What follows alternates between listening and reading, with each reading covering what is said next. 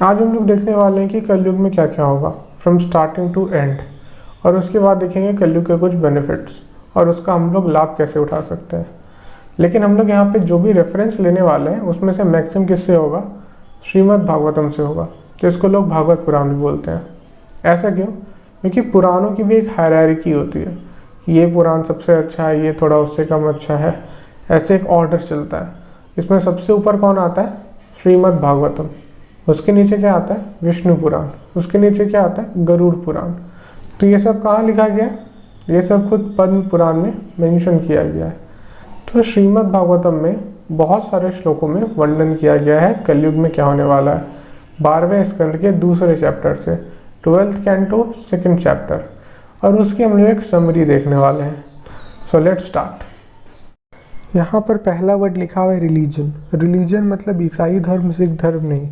Religion मतलब शास्त्रों के अनुसार जो काम तुम्हें करने चाहिए, जो तुम्हारे कर्तव्य बनते हैं, जो तुम्हारी ड्यूटीज़ बनती है, उसको फॉलो करना ही धर्म कहलाता है। साथ में ईमानदारी, पवित्रता, दया, सहनशीलता दिन ब दिन कम होते जाएंगी। हिपोक्रेसी, जिसको क्या बोलते हैं? दोगलापन भी बोलते हैं। वो क्या किया जाएगा? वर्चू की तरह यूज़ किया जाएगा। वर्चू उसको बोला जाता है जो प्रैक्टिस, जो आदत को अच्छा माना जाता है, उसको वर्चू बोला जाता है। तो हिपोक्रेसी को हम लोग किसके तरह यूज़ करेंगे? Normal day to day life में यूज़ करेंगे, जिसको अच्छा माना जाएगा।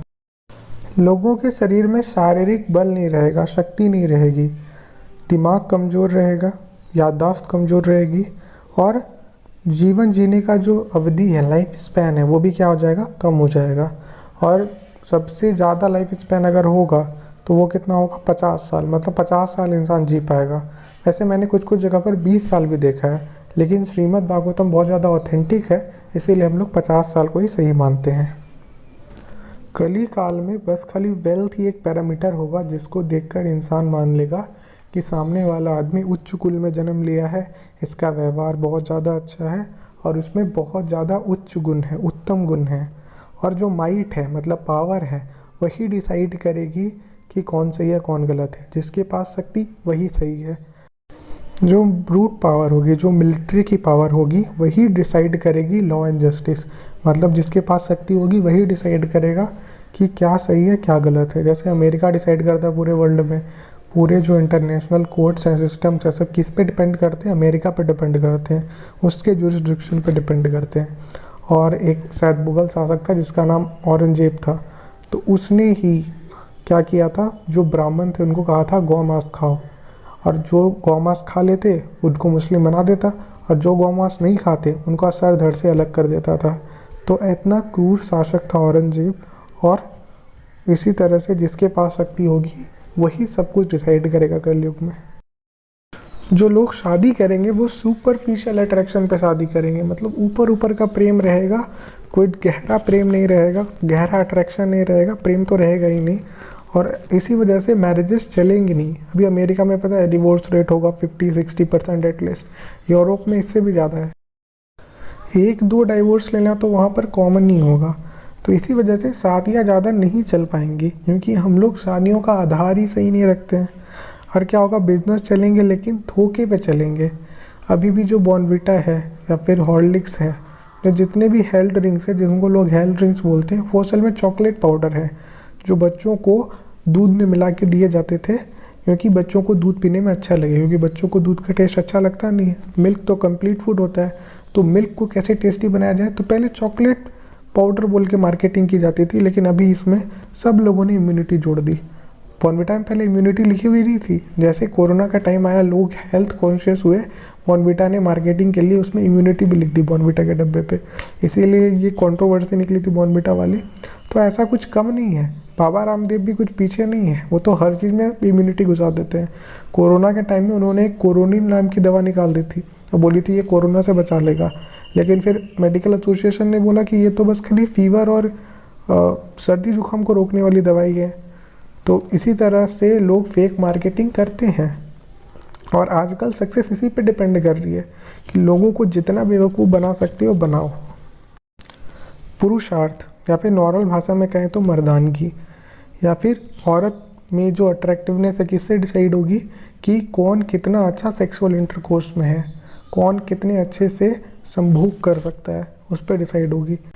एक इंसान की आध्यात्मिक स्थिति इस पर डिसाइड होगी कि वो कितने चमत्कार कर सकता है। जो चमत्कार नहीं कर सकता वो किसी काम का नहीं रहेगा आगे जाकर। और आज भी हम लोग देख ही रहे, जो चमत्कार कर रहा है उसको लोग कितना ज़्यादा फॉलो कर रहे हैं। ऑल्दो ये अच्छी चीज़ है, लेकिन असल में इंटरनल क्वालिटीज़ भी कुछ होती है कि कौन आत्मा राम है, कौन कितना जितेंद्रिय है, मतलब किसकी इंद्रियां उसके कितने वश में है, किसका भगवान से संपर्क होता है, कौन भगवान के शुद्ध भक्ति में है, कौन भगवान से कितना प्रेम कर पाता है। तो ये सब मेन क्वालिटीज़ होती है। लेकिन आजकल लोग चमत्कार देखते हैं। भगवान खुद भगवद गीता में बोलते हैं कि अगर तुम योग सिद्धि के ऊपर जाओगे, चमत्कार करने के ऊपर जाओगे, चमत्कारी शक्तियाँ हासिल करोगे तो मुझसे दूर चले जाओगे। क्योंकि जैसे तुम्हारे पास खुद कुछ शक्तियाँ आ जाएंगी, फिर तुम्हारे अंदर अहंकार आ जाएगा, जिसके वजह से तुम परमात्मा से दूर हो जाओगे। एक इंसान की संपत्ति को देखकर डिसाइड होगी उसकी सोसाइटी में स्टेटस। जो अमीर है लोग उसके साथ रहेंगे, और जो गरीब रहेगा लोग उसको अपवित्र मानेंगे। कोई गरीब तुम्हें आके छू दे तो तुम बोलोगे कितने गंदे हो, कितने अपवित्र हो। जो बहुत ज़्यादा अच्छे से बात घुमाने में आगे रहेगा, बातों को तोड़ने मरोड़ने में आगे रहेगा, उसी को बहुत बड़ा पंडित, बहुत बड़ा विद्वान माना जाएगा। ऐसा मैंने देखा है लोगों को जो कुछ शास्त्र से कोट नहीं करते हैं। विद्वान कौन है? जो शास्त्रों में लिखा हुआ है उसको बताता है, जैसा शास्त्रों में लिखा हुआ उसको बताता है, खुद का कोई मीनिंग लगा के उसको नहीं बोलते हैं। तो मैंने ऐसे बहुत सारे लोगों को देखा है जो वर्ड जगलिंग में बहुत ज़्यादा स्मार्ट है और लोग उनको बहुत ज़्यादा इंटेलिजेंट मानते हैं। और इंसान की सुंदरता उसकी हेयर स्टाइल पे डिपेंड करेगी। अभी देखो, जो मेरा हेयर स्टाइल है, किसी को अच्छा लगेगा, किसी को ख़राब लगेगा। लेकिन अगर मेरे हेयर स्टाइल बहुत ज़्यादा छोटे होते मेरे बाल, तो हो सकता है बहुत कम लोगों को ये अच्छे लगते हैं। क्योंकि कलयुग में सुंदरता किससे डिसाइड होती है? हेयर स्टाइल से। तो लोग अच्छे हेयर स्टाइल रखना पसंद भी करते हैं। कलयुग में इंसान के जीवन का लक्ष्य रहेगा किसी भी तरह से पेट भर ले, बस खाली। पुराने ज़माने में लोगों का जो एम होता था वो क्या होता था? भगवान को प्राप्त करना, मोक्ष को प्राप्त करना। धर्म में, शास्त्रों में जो भी कहा गया है करने के लिए, वो बस इसीलिए किया जाएगा कि सोसाइटी पे इनकी रेपुटेशन अच्छी रहे, बस शो ऑफ करने के लिए किया जाएगा। और एक पवित्र स्थल, जैसे बहुत सारे पवित्र जगह होते हैं, ऐसे गंगा नदी एग्जाम्पल के लिए ले लें, इसको लोग क्या समझेंगे? बस एक पानी का तालाब है, एक पानी की नदी है, एक नॉर्मल चीज़ की तरह उसको क्या करेंगे? लोग समझना चालू कर देंगे। क्योंकि पृथ्वी ऐसे लोगों से भर जाएगी जो खराब काम करते हैं। तो जो अपने आप को दिखाएंगे कि वो सबसे ज़्यादा शक्तिशाली है, उन्हीं को पॉलिटिकल पावर मिलेगी, उन्हीं को पॉलिटिकल सपोर्ट मिलेगा। जैसे कुछ बाहुबली नेता होते थे, अभी भी बिहार में मिल जाएंगे तुम्हें कुछ, तो उसी को क्या मिलता है? पॉलिटिकल सपोर्ट मिलता है। अपनी बीवी हार जाएंगे लोग, मतलब छीन लिए जाएंगे, उनकी बीवी को कोई छीन लेगा। कौन छीन लेंगे? यही सारे इन्फ्लुएंशियल पावरफुल पॉलिटिशियंस, जो कि चोरों से बेहतर नहीं है, मतलब चोर से ज़्यादा कोई उनकी उपाधि नहीं है, फिर भी वो क्या करेंगे? छीन लेंगे। कि वो क्या होंगे? ज़्यादा शक्तिशाली होंगे। और जो आम नागरिक है वो कहाँ भागने लगेंगे?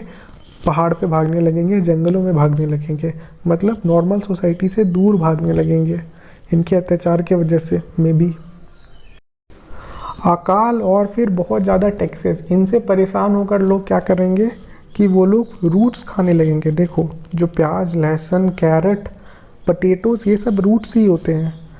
कुछ लीव्स भी होते हैं, जैसे हम लोग साग खाते हैं, वो लीव्स हैं।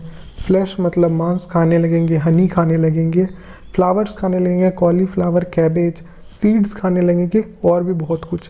इसका एग्जाम्पल तुम लोग देख सकते हो बंगाल फेमिन के समय, बहुत ज़्यादा फेमस फेमिन था, लाखों करोड़ों इंडियंस मर गए थे उसमें। और इंदिरा गांधी के समय टैक्स बहुत ज़्यादा हो गया था, शायद 60% हो गया था। 1991 में भी जो क्रैश आया था उस समय 40% टैक्स हो गया था। ये सब डायरेक्ट इनकम टैक्स की बात की जा रही है। को एक्स्ट्रा टैक्सेस लगते थे जिसको हम लोग वैट बोलते थे। तो कुल मिला के बहुत अच्छा खासा पैसा वसूला जाता था। कलयुग में क्या होंगे? जितने भी ट्रीज़ हैं सबकी हाइट क्या हो जाएगी? छोटी हो जाएगी। साथ में कहा जाता है इंसानों की हाइट भी छोटी हो जाएगी, लेकिन भागवतम में ऐसा कुछ मेंशन मिला नहीं। धोखा देना, झूठ बोलना और बेफिजूल की हिंसा करना, ये मेन काम हो जाएगा लोगों का। कलयुग में वर्णाश्रम धर्म नहीं बचेगा। देखो, अभी भी नहीं बचा है वर्णाश्रम धर्म, पूरे तरीके से विलुप्त हो गया है। मैंने वर्णाश्रम धर्म के ऊपर एक वीडियो बनाई थी, इसमें पूरे अच्छे तरीके से डिटेल से समझाया कि ये क्यों ज़रूरी है और इसका असली मकसद क्या था। क्या ये गलत था? ये बिल्कुल भी गलत नहीं था।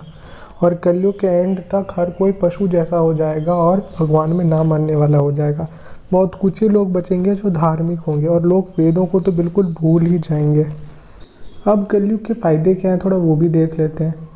मरने समय कल की अवतार के द्वारा वो लोग छुए जाएंगे। मरने समय वो लोग आखिरी में किसको दिखेंगे? कल की अवतार को देखेंगे। और उनको क्या दिखेगा, क्या याद रहेगा? कल की अवतार याद रहेगा, जो स्वयं भगवान विष्णु होंगे। तो ये कॉन्सेप्ट है, बहुत जगह पुराणों में लिखा हुआ है कि मरने के समय जो भगवान को याद करता है, भगवान नारायण को याद करता है, उनका नाम ले लेता है, या फिर किसी भी तरीके से पुकार लेता है, किसी भी तरीके से उनके बारे में मन में सोच लेता है, वो डायरेक्ट भगवान के धाम जाता है, वैकुंठ जाता है। तो इसीलिए जो मरेंगे भगवान के द्वारा, जो लाखों करोड़ों लोग मरने वाले हैं, वो सबके सब कहाँ जाएंगे? भगवान के धाम जाने वाले हैं। तो ये क्या है? बेनिफिट है। कलयुग के जो अंत में बचे रहेंगे, जो बहुत ज़्यादा पापी दुरात्मा होंगे, वो सब भी भगवान के द्वारा तार दिए जाएंगे। और क्या फ़ायदे की बात है हमारी? मेरी वीडियो जब कर्म के ऊपर आएगी तो मैं उसमें बताऊंगा कि कर्म बुरे सोचने की वजह से भी होता है, तो हमें किसी के बारे में बुरा सोचना भी नहीं चाहिए। लेकिन कलयुग में क्या फ़ायदा होता है? तुम किसी के बारे में बुरा सोच भी लोगे तो वो तुम्हारे बुरे कर्मों में ऐड नहीं होता है। लेकिन अगर तुम किसी के बारे में अच्छा सोच लोगे, कोई धार्मिक चीज़ के बारे में सोच लोगे, भगवान के बारे में सोच लोगे, वो तुम्हारे पुण्यों में ज़रूर ऐड होता है। और सबसे इम्पॉर्टेंट चीज़ क्या है कलयुग में? भगवान का नाम लेना। तो हम लोग एक श्लोक देख लेते हैं रामायण के चौपाई का। वैसे तो बहुत सारे पुराणों में, मैं एटलीस्ट 8-9 पुराण तुमको दिखा दूंगा, इसमें भगवान के नाम लेने के बारे में कहा गया है। और हाँ, मैं एक वेद वाला सबूत यहाँ जरूर ऐड करूँगा नेक्स्ट स्लाइड पे। तो यहाँ पे क्या लिखा हुआ है? कलयुग केवल नाम आधारा, सिमर सिमर नर उतरे पारा। तो कलयुग में क्या है? केवल नाम ही आधार है। नाम लो, सारे पाप नष्ट हो जाएंगे, सारे पुण्य मिल जाओगे, जो चाहोगे वो मिलेगा। लेकिन नाम किसका लेना है? राम, कृष्ण, हरि, नारायण, इन सब का नाम लेना है, राधा का नाम लेना है। तो सबसे ज़्यादा फल किसका नाम लेने पे आता है? राधा नाम लेने पे आता है। ये श्लोक यजुर्वेद की उपनिषद से है। देखो तुम्हें लास्ट लाइन में दिख रहा होगा, इसके जो पहले 2 लाइन से उसमें मंत्र लिखा हुआ है। देखो इसमें सिर्फ भगवान के नाम ही है। तो इस मंत्र का जाप कम से कम 108 बार करना। देखो क्या लिखा है इसमें, यही 16 जो अक्षरों का मंत्र है, वही क्या कर सकता है? तुम्हारे लाइफ में अच्छाई ला सकता है, कली काल के सारे बुरे प्रभाव को दूर कर सकता है। तो तुम कलयुग में रह के भी सतयुग के इंसान से बेहतर बन सकते हो सिर्फ इस मंत्र का उच्चारण करने से।